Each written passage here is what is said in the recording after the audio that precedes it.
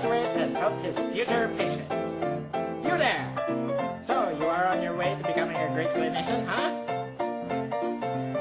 So, you know all about PACT, right? P-A-C-T. You never heard of PACT? Then let me teach you. As therapists, people expect us to cure the disorders their child has, as if therapy was such a simple task. Over the past several years, parents have just taken the role as observers in the therapy of their children. But nowadays, they are now becoming part of the rehabilitation team through PACT. PACT stands for Parents and Children Together. No, you don't give therapy to the parents. That's not how it works, see? Yeah. What are you, stupid? I mean, the parents will help you. No, the parents won't give you therapy. They will help you. Parents can help by providing information to the therapist about many things from difficulties to improvements. They even act as an extension of the therapist. This also means educating the parents with different ways and using different means, such as books, notes, slideshows, and all of the need-to-know how-tos on how to tackle this disorder. Parents education starts with screening assessment, history taking, introduction, and a discussion about the quick screening to the child and the parents after it is administered. Metalinguistic training. This is when the therapist, patient, and parents talk and think together how speech is produced, and the process of attaching meaning to it.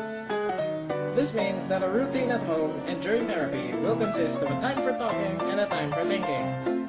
This will help the patient understand the deeper meanings of words, utterances, and even pragmatic part of language. Activities include sound picture associations. For example, shh means be quiet. Phoneme segmentation for onset matching. For example, key starts with a k.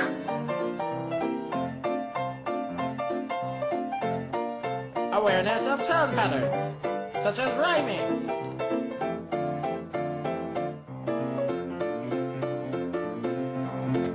Concept of word and making sense of it. Judgment of correctness. For example, the key is small versus the key is bald. Playing with lexical and grammatical innovations using morphophonological structures.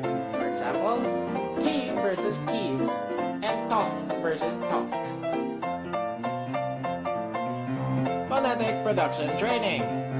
This makes use of stimulability techniques, which target sounds in the syllable initial, word initial, and the syllable final, word final. This must be practiced at least to 6 target words. Once phonetic targets are achieved, therapy will focus next on the phonemic level.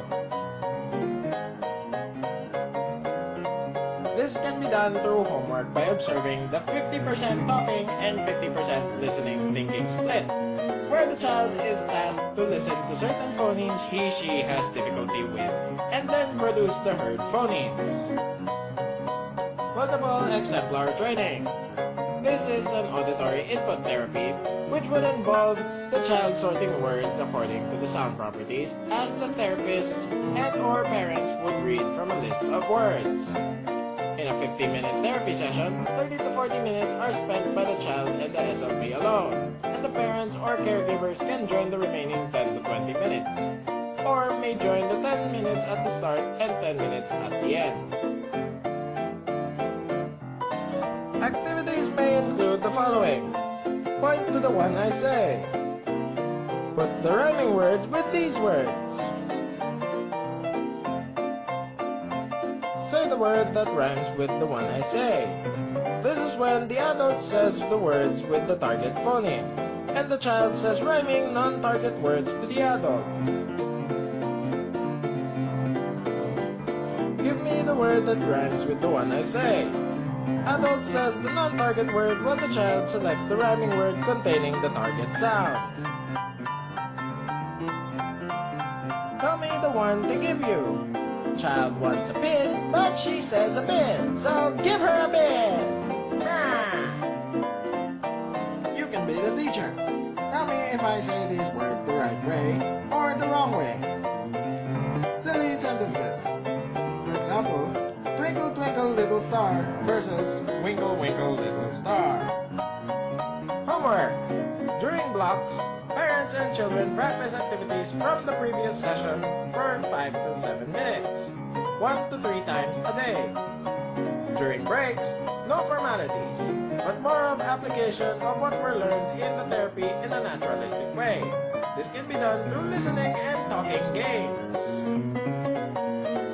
What is Pact 4? Since the child is with the parent around 24 hours a day, getting them involved in the therapy will help use repetition for mastery. Pact is useful for patients with phonological impairments, motor skill issues, and CAS. It also plays a role for patients' morphosyntax, speech perception, intelligibility, and phonological awareness. So now you know all about PACT. Hopefully from this experience you will now be able to PACT all of your patients. P-A-C-T, PACT. Remember it and you will use it for every therapy you will have. Because everybody knows that the parents know more about the patient than the therapist himself.